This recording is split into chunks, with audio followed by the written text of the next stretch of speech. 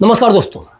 आज सुबह पटना में बीजेपी के पूर्व मंडल अध्यक्ष श्याम सुंदर शर्मा उर्फ मुन्ना शर्मा को अपराधियों ने गोलियों से भून दिया। पुलिस का कहना है कि मुन्ना शर्मा अपने कुछ रिश्तेदारों को ऑटो में बिठाने के लिए सुबह घर से निकले थे और इसी दौरान बाइक सवार बदमाशों ने उनकी सोने की चेन लूटने की कोशिश की। जब शर्मा ने इसका विरोध किया तो बदमाशों ने उन पर गोली चला दी, जिससे उनकी मौत हो गई। गोली मारने के बाद आरोपी बाइक पर सवार होकर फरार हो जाते हैं। और सबसे बड़ी बात कि ये सब तब हुआ जब एक दिन पहले ही केंद्रीय मंत्री और जदयू के नेता ललन सिंह अपराध पर ज्ञान दे रहे थे। जदयू नेता हो या फिर केंद्रीय मंत्री, सभी को पता है कि बिहार की राजनीति में नीतीश कुमार बहुत मैटर करते हैं और यही कारण है कि हाल ही में राजनीति के हाशिए पर ढकेल दिए गए केंद्रीय मंत्री और जदयू के नेता ललन सिंह भी नीतीश की तारीफ में कसीदे पढ़ते नजर आ रहे हैं। पहले सुनिए ललन सिंह के ये बयान कि उन्होंने कहा क्या। कुछ सवाल पूछना है, कुछ नहीं मिल रहा है तो क्या करेंगे। आखिर यह तो स्वीकार कर रहे हैं ना कि बिहार की राजनीति में नीतीश कुमार एक धुरी है। नीतीश कुमार का हाथ जिसके साथ रहता है वही बिहार में शासन करता है। तो अब तो इसी को स्वीकार कर रही है वो। तो नीतीश कुमार पर बोलने से क्या मतलब है। नीतीश कुमार जी ने तो कह दिया कि हमने 2 बार गलती की। गलती किया तो नीतीश कुमार जी का यूएसपी है भ्रष्टाचार पर जीरो टॉलरेंस, और जीरो टॉलरेंस के सिद्धांत को इन लोगों के साथ जाने पर इन लोगों ने उसका तार तार किया और तो नीतीश कुमार अलग हो गए।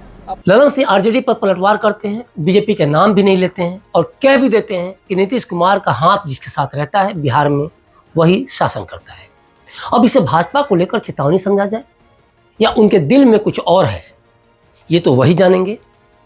सिंह कह रहे हैं कि उन्होंने 2 बार गलती कर दी है, मतलब नीतीश कुमार के बारे में कह रहे हैं, और अब इधर उधर नहीं जाएंगे।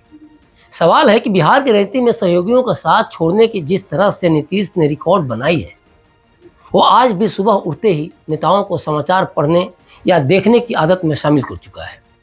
ये पढ़ने और जानने के लिए कि शाम तक तो ठीक था, कहीं नीतीश ने रात भर में पाला तो नहीं बदल लिया। और थोड़ी भी सुबुगाहट होती है तो मीडिया के भी कान खड़े हो जाते हैं कि सब ठीक तो है।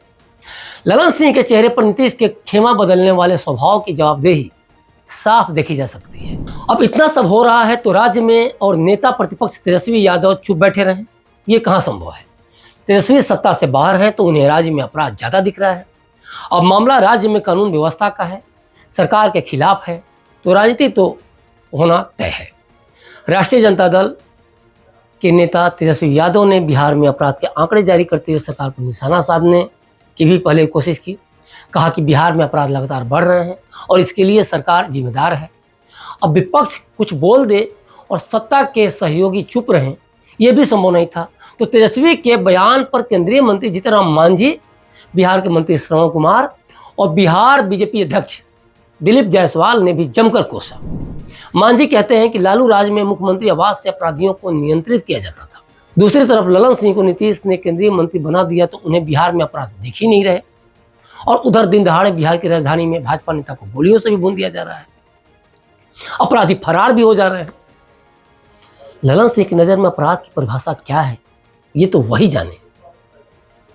ये बता भी रहे हैं, लेकिन पहली नजर में ममता बनर्जी को भी कोलकाता में बहुत कुछ गलत नहीं दिखा था। अब उन्हीं के पार्टी के नेता उनका साथ छोड़कर जा रहे हैं।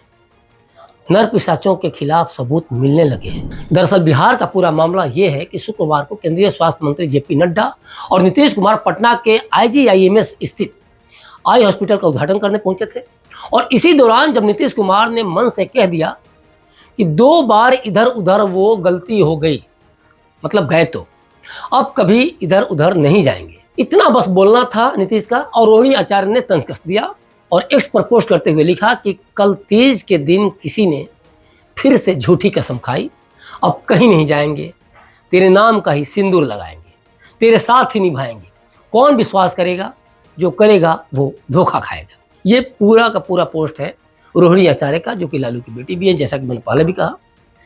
दरअसल नीतीश कुमार के राजनीतिक अवसरवाद को लेकर अगर ये सवाल उठ रहा है तो उनकी पार्टी के नेताओं की सफाई देते देते हलक में जान अटकना लाजमी है। देखा जाए तो नीतीश का राजनीतिक सफर कभी सीधा साधा नहीं रहा। उन्होंने कई बार दलों के साथ गठबंधन किया, बदलते राजनीतिक समीकरणों के अनुसार अपने दृष्टिकोण को बदला, अपनी सोच को बदला और यह प्रक्रिया उनकी राजनीतिक का एक अनिवार्य हिस्सा बन गई। नीतीश कुमार ने अपने राजनीतिक करियर में कई प्रमुख गठबंधनों का हिस्सा बने हैं, जो उनकी दल बदलू राजनीति का एक महत्वपूर्ण पहलू भी है। 2000 के दशक की शुरुआत में जब वे पहली बार मुख्यमंत्री बने तो उनका भाजपा के साथ गठबंधन था। इस गठबंधन ने बिहार में विकास के कई कदम भी उठाए, लेकिन राजनीतिक विवादों के कारण यह रिश्ता भी जल्दी ही टूट गया। 2004 में नीतीश कुमार ने भाजपा के साथ अपने गठबंधन को समाप्त कर दिया और महागठबंधन का हिस्सा बन गए। उन्होंने राष्ट्रीय जनता दल यानी कि आरजेडी और कांग्रेस के साथ गठबंधन किया और इस नए गठबंधन के तहत मुख्यमंत्री बने। हालांकि यह गठबंधन भी स्थिर नहीं रहा और 2017 में नीतीश ने फिर से भाजपा के साथ हाथ मिला लिया। यह कदम बिहार की राजनीति में एक बड़ा परिवर्तन था और इसे दल बदलू राजनीति के एक महत्वपूर्ण उदाहरण के रूप में देखा गया। इसके बाद भी नीतीश बैठते नहीं हैं, शांत नहीं होते हैं, फिर वे लालू के हो जाते हैं और अभी कुछ ही महीने पहले लालू को टाटा बाय बाय करते हुए मोदी की तारीफ में कसीदे पढ़ते नजर आए। नीतीश कुमार ने समय समय पर अपने गठबंधनों और सहयोगियों को बदलते हुए अपने राजनीतिक उद्देश्यों को पूरा किया और उनका यह दृष्टिकोण उन्हें बिहार की राजनीतिक धारा में बनाए रखने में सफल भी रहा। लेकिन इससे उनकी राजनीतिक स्थिरता और नैतिकता पर सवाल भी उठने लगे और यह पूरा मामला जो हम आज जिस पर चर्चा कर रहे हैं, देखा जाए तो नीतीश कुमार के इसी दल बदलू स्वभाव का नतीजा है और यही कारण है कि ललन सिंह को इतनी सफाई देनी पड़ रही है। अपराध पे वो गाये बगाए कुछ भी बोल जा रहे हैं, लेकिन ये कहीं से भी जो परिभाषा दी जा रही है वो सटीक नहीं है, कहीं से भी जायज़ नहीं है। तो अभी तक के लिए बस इतना ही। बने रहिए क्लिक इंडिया के साथ और मुझे दीजिए इजाज़त। शुक्रिया।